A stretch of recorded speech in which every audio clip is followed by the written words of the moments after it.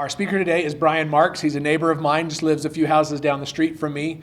Brian works in the BYU travel office, so helps coordinate a lot of the travel and logistics associated with performing arts companies and sports teams, and specifically the football team. And so he's going to share with us a little bit of the background that goes into, although we see people in their performances or their games, there's obviously a whole lot more that goes into getting them there, getting them fed, getting them home, and not getting in trouble. When we think of the Rio Olympics, right, how some of the swimmers got themselves in trouble outside of it, I imagine Brian has to deal with some of those type situations as well. So Brian's going to share with us some of that information. Thanks, Aaron. Thanks for inviting me today. I was surprised when he asked me because I didn't feel like what I do is very interesting, but that I'm in that every day, it might be interesting to others. So a little bit of background about our office. So I'm the director of travel for the university in general. We coordinate with the LDS Church on all of our agreements and our vendor relationships. So we leverage all of that spend across the 3 different schools of the BYU system and the church itself up in Salt Lake. Our office on campus, we maintain our own travel agency. So we have approximately 20 folks who do nothing but help coordinate, fulfill, consult related to travel. And that travel can be anything from a visiting dignitary coming into campus. We have a planetary scientist today that gave our university forum presentation, our address today. It could be anything from our performing arts, which did a huge tour through China last year with a couple hundred people, including some of the local church leadership. We take care of all of athletics also. So we have individuals down in their office that take the day-to-day function of all of the coaches traveling or some of the smaller teams. Within our office, we have a function called executive services. And that team is comprised of myself with a couple of other colleagues, where we take care of high-end VIP, very high visibility travel for the university for individuals who could have some influence or be in the spotlight either in the community or from a financial perspective to help with endowment for the university.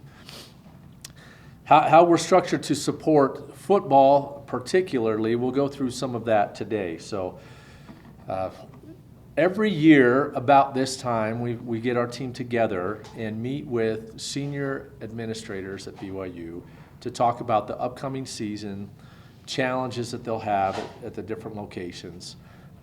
They speak about, what their ultimate goals are, what the experience they want to provide for the team and the players, and ultimately what will drive and lead to the success of the program. Our responsibility is to take care of all of the very specific detail. So when they show up, all they do is eat, sleep, and play football, and hopefully bring home a win for the program. So what that means for us, we meet with the senior administration. We talk about the year coming up. The first thing that we have to address is a charter. So you may or may not be aware that the football team does not fly commercially through Salt Lake. They don't go through your standard security. They fly out of Provo Airport. So on a Friday afternoon or a Thursday afternoon, the day before the game, you'll see large chartered aircraft land in Provo. So this time of year, we are going out to all of the major airlines to take a look at availability of aircraft for the cities that we're going to. This upcoming year, we're going into Minnesota, we're going into Illinois, trying to think.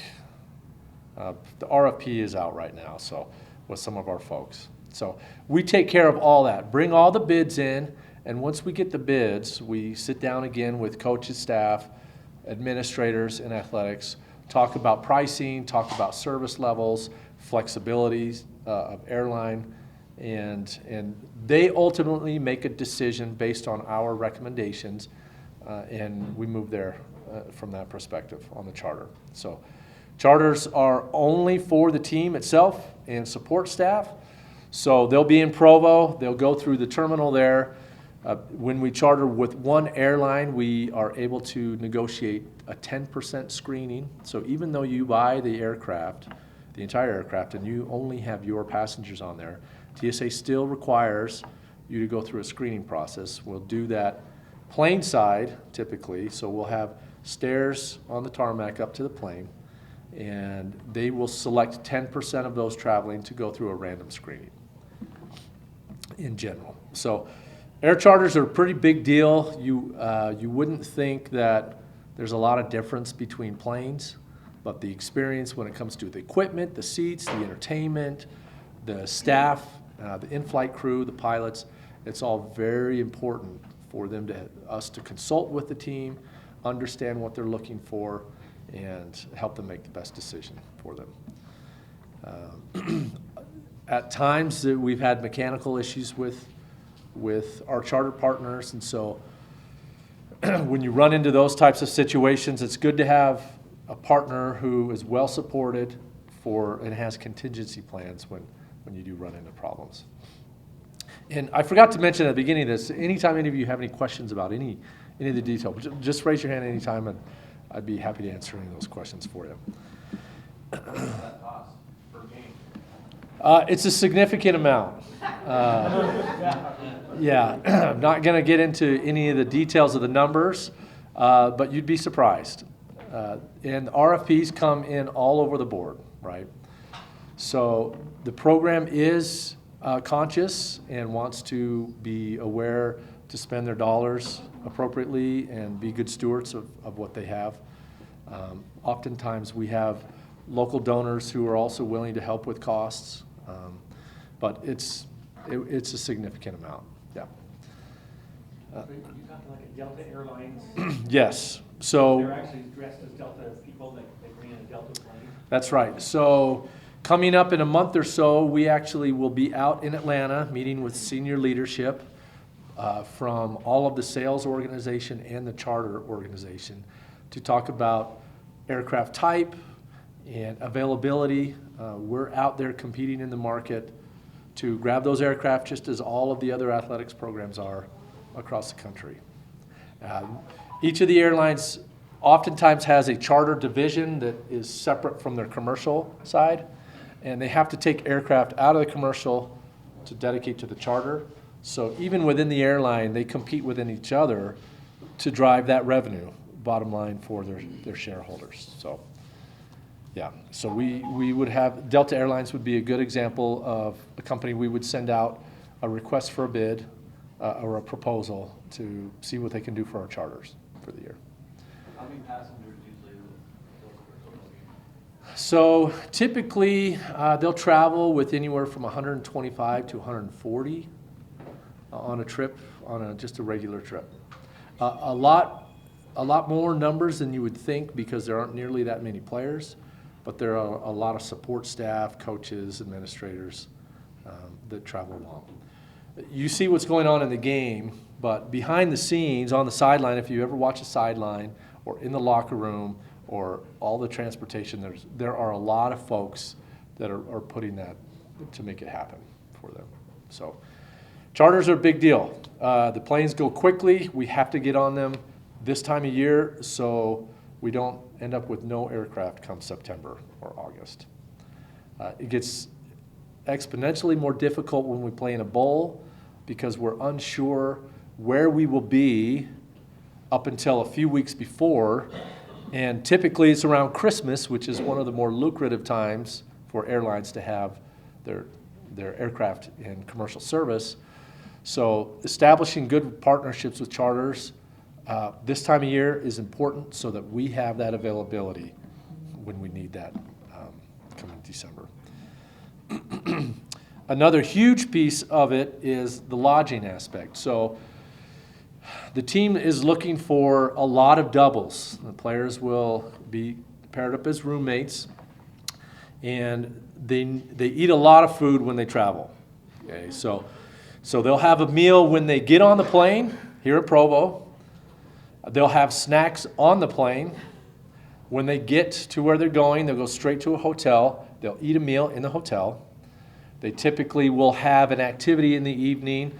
And some of the coaches, the previous administration, they've done anything from local church firesides, where they have local congregations come and listen to coaches and players speak, to right now, the team attends a movie the night before every game as a team. So we'll go into a local movie theater, we will negotiate pricing and say, we want every seat in the theater, what do you got? So for every weekend, they'll be attending a movie. They also did that at home games, so here locally in town. So they'll go to an activity such as that, they'll get back to the hotel, around 8:30 or 9 o'clock, they'll have another, what they call snack, which for us is another meal, right? Then they'll go to bed, and then depending on what time the game is the next day, they could have up to 2 or 3 meals again before they play. So the hotel accommodation is a big deal for the team. They're looking for adequate meeting space. They take up tens of thousands of square footage of meeting room space. When they arrive at a hotel, the equipment truck, if you've ever seen, parked down near the athletic building on campus or at the stadium on the southeast side, that equipment truck travels to every game with all the shoulder pads, all the locker room equipment, all the bench and sideline equipment, all of the coach's dress for the game. They need a lot of space to work setting up film rooms in the hotels. They have a treatment or a medical location within the hotel. They can do taping. They have physicians there or trainers, athletic trainers that can work on the players as they're at the hotel morning and night, any time of day. So part of our responsibility as a team providing the logistics for the football team is to travel out to each of the locations that we will play away games and do a thorough inspection of all of the different properties that might meet our requirements. So we do a lot of site visits to hotels, and they're always very interested to host the teams. One of the biggest requirements we look for are properties that have hosted teams in the past, because the team can be quite overwhelming with staff at a hotel if they haven't experienced it before, particularly when it comes to food and beverage. So one of the requirements that we have, such as the catering with the Chafers, is to not let the food run out. And it can be quite a task to keep those things filled when those guys really come and hit those meals. So that's part of our job right now, between now and about mid-March, is to get out to all of these locations, start to have the negotiations with the local properties, receive the proposals back from them, work on pricing, and then bring that to the table again with the athletic administration and the coaches to say, here are the recommendations, what would you like us to move forward with when it comes to contracting, all of that. Proximity to the stadium is quite a big deal for them. They like to cut down as much travel time in town as they can so that they're not taking long bus rides to and from and whatnot there. So that's a big piece of what we're involved in right now. Ground transportation can also be a challenge. So some of these smaller communities don't have large motor coach bus operators for us to look for. So part of our effort throughout the year and every year is to develop relationships across the country with motor coach companies that have professional drivers, the newest and latest equipment, and individuals on their staff who can assist. If you've ever seen a city bus that has some type of advertising on it, we put big Ys with BYU football on that for every trip we go on and ask them to put that on to identify who we are when we travel. So that's another big thing of what we're doing right now. Security. So we negotiate with the local law enforcement to look for a police escort oftentimes for most of our activities. I don't know if you've ever seen that. Maybe you've seen like a presidential motorcade. We do something very similar to that when we travel.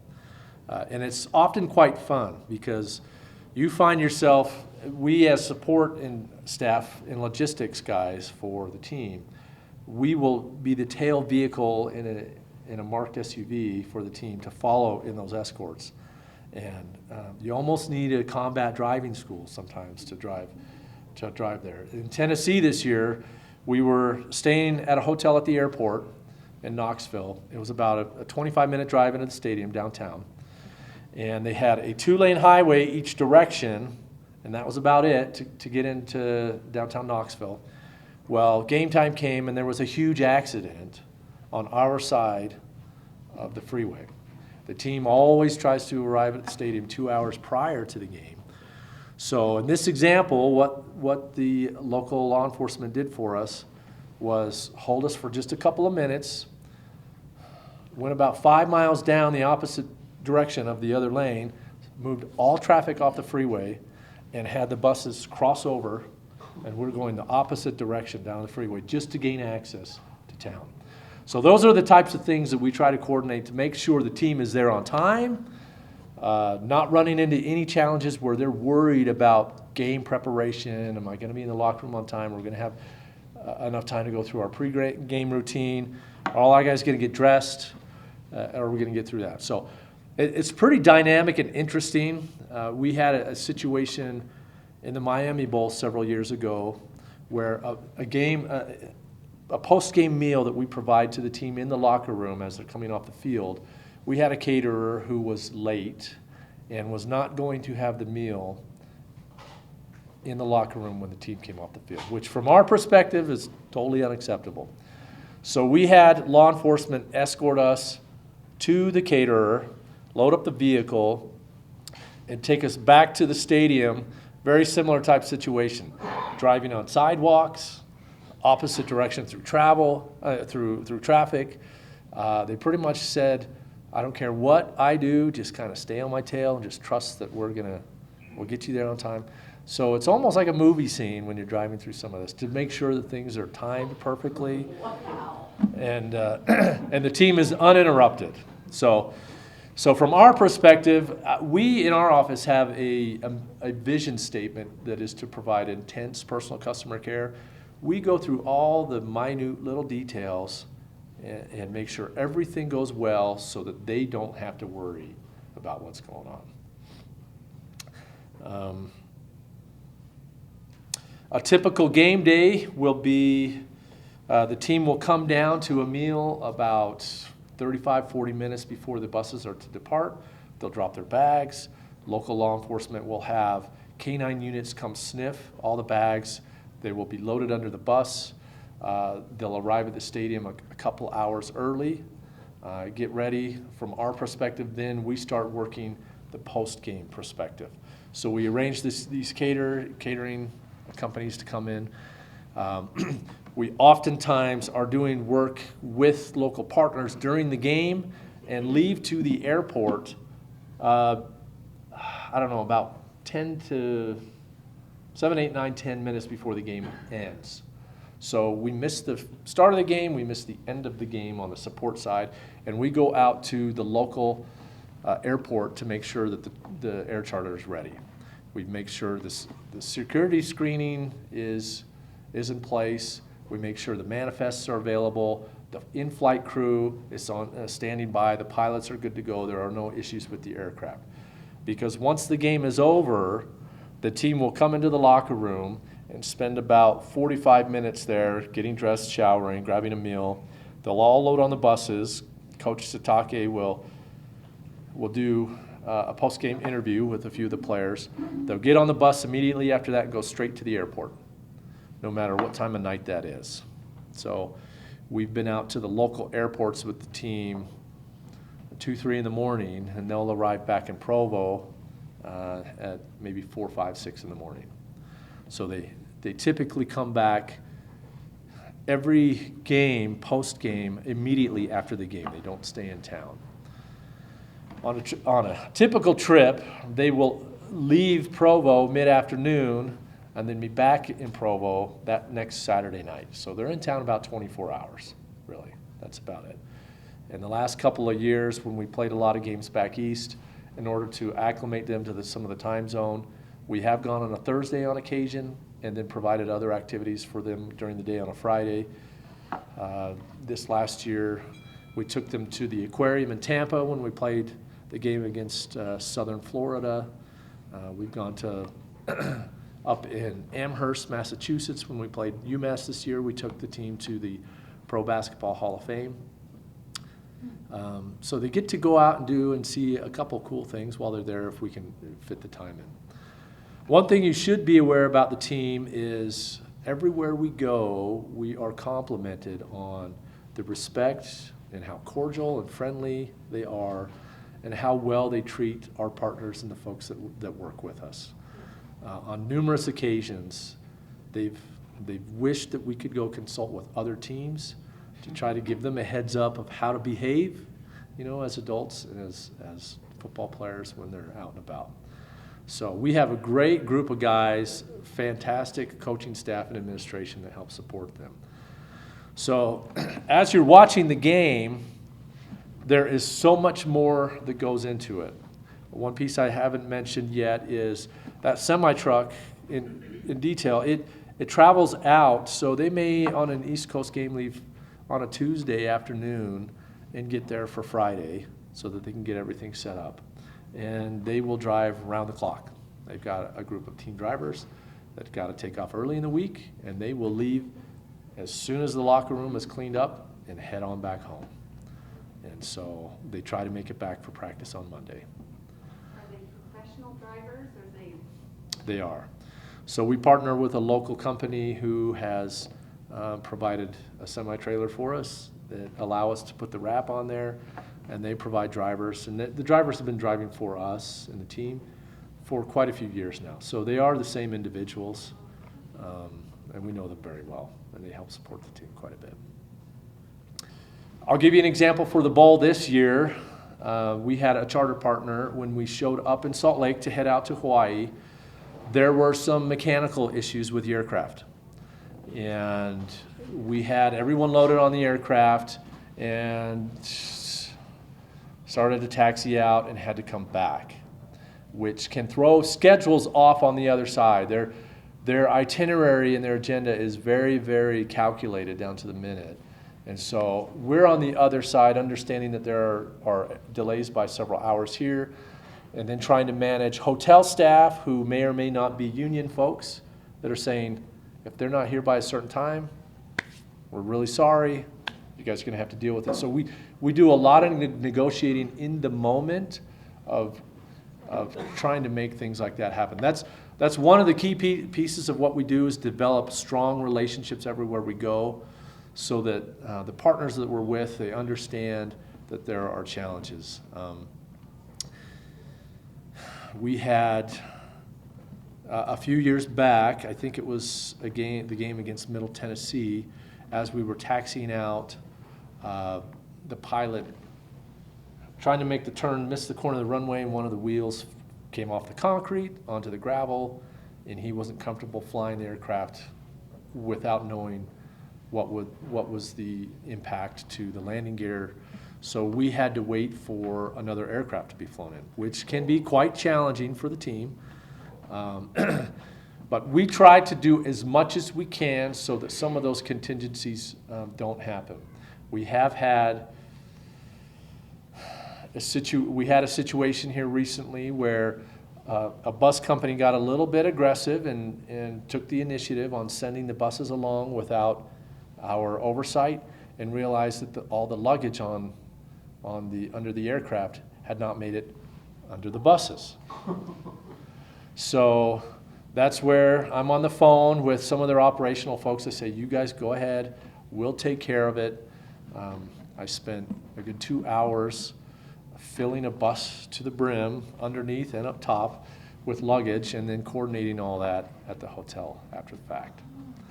So little things like that happen now and again. Fortunately for us, we have not had huge detrimental issues. I don't know if you recall, there was an article where the Chiefs were playing the Patriots a couple of months ago, and the Chiefs team equipment was sent to the wrong airport, the wrong location. So they showed up, the Chiefs showed up to play at Gillette, and their equipment wasn't there because it was in a different location. Those are nightmarish type days. But fortunately for us, we haven't had a lot of real situations where we had real problems like that. We do a lot of work year round to make sure those types of things don't happen for them. So, other questions in general, things that you've always wondered about that maybe only an inside perspective would give you? You don't realize all that goes into a simple football game. Yeah. Last year, when we were in Tucson, we had one of the buses break down on the way to the game for one of our large founding groups. We tried to make the best of a bad situation by sending the police escort back from the stadium, picking them up on the side of the road with a different bus, and then escorting them in a caravan. And we took a bad situation and provided one of the best experiences those folks had ever had because they were able to have treatment like the team does. So it's very dynamic, different all the time. We help support the team, like I said, mentioning bringing in all of the recruits, all the new coaches. We coordinate all of those travel type things for them. So it's busy all the time. And the football team is one piece of what we do for the whole university. So those types of activities are happening all over. I traveled with the BYU Spectacular to Shanghai this year to make sure airport operations in Shanghai were smooth for the president of the university, some of the dignitaries traveling with them. So when they arrived, all they needed to do was drop a bag, show a passport, and get on a plane. So I believe John Legend is coming in for one of the concerts. We would be working with him. There are a lot of high-profile academics. You would not know who they are. But in their arena, in their area of study, they're world-renowned individuals. We do that a lot. We bring in, once a year, we host a law and religion symposium, which we bring in folks from around the world to advocate for and help educate on religious freedoms in their countries and how to navigate that. So we deal with a lot of government dignitaries. I'm trying to think within the last year, David Archuleta's been here. We have a lot of local performers. We actually just had one of the most famous, world famous violinists, the best violinist in the world, just performed on campus last month. So that oftentimes will mean that we're down at the hotels looking at specific amenities for them, making sure temperatures are correct in the room, providing humidifiers, arranging for special dietary needs, black car service, make sure that we aim to provide the best possible BYU experience so that then when they walk away, they say, wow, that university is high class. Their administration gets it, their service model gets it. We want to be part of them, we want to associate with them, we want to partner with them. We don't necessarily take care of those particular individuals. There are campus units that have invited them in.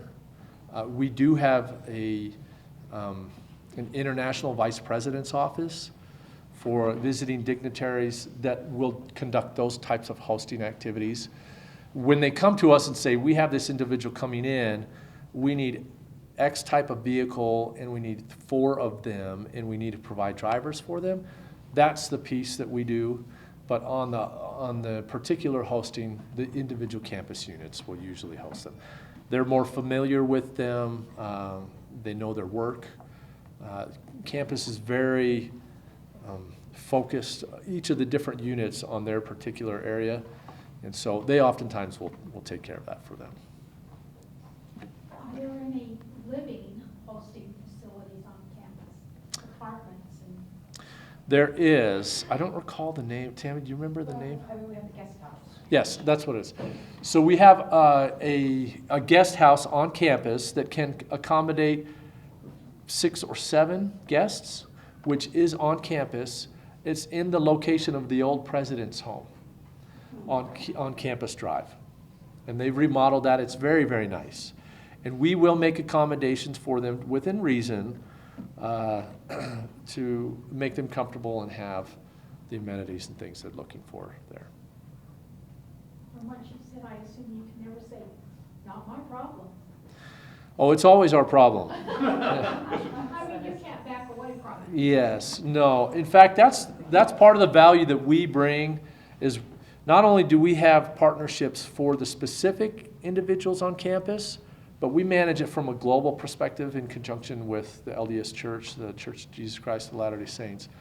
And we have very strong relationships with all of our partners to the most senior levels of those organizations.